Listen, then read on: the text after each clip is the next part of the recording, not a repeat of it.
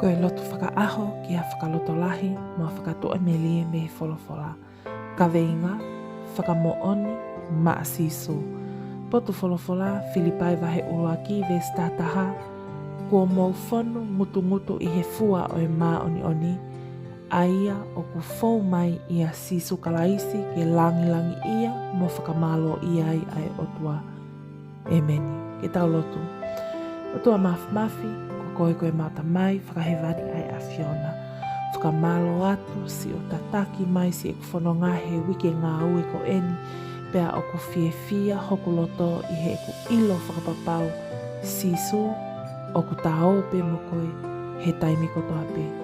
Whawhetai whoki eiki ho o whakamanatu ki a te ao he ahoni ai maho inga ke whonu mutu i he fua o e mā oni.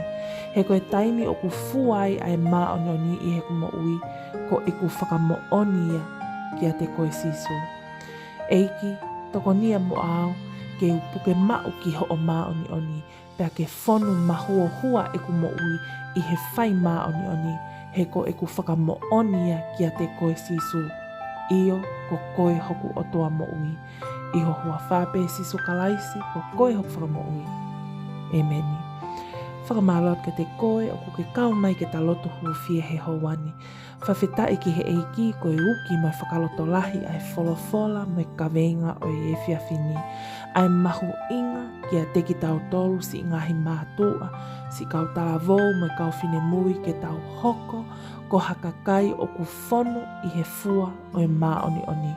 O tau ilo me he wholofola ai ngai fua o e mā oni koe ofa, koe whaakātaki, koe anga moko, koe fia, talangofua, mo ui apasia, mo e hāfua e ngai fua o e mā oni o kuke meai, pia wawei.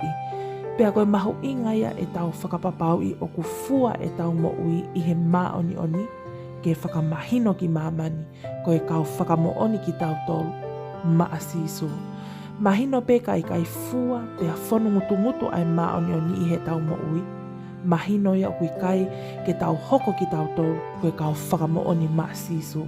Pea koe uki a moe pole maa ki tau tolu kau ngā tau pe mo koe siso, ke tau hoko ko hangahi whae, ko hangahi tamai, koe si kau talavou moe whine mui, o ku whonu i he fua o e mā oni, pea koe whakamooni o i kai haweiweua, maa siso kalaisi i he aho kotoa pe. Whakamooni, maa siso. Amen.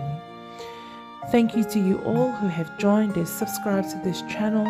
If you're new here, welcome. Don't forget to subscribe. That way you're kept up to date on daily prayers of hope and encouragement from the Bible.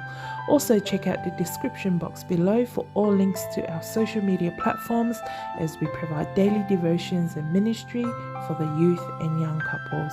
Thank you and God bless.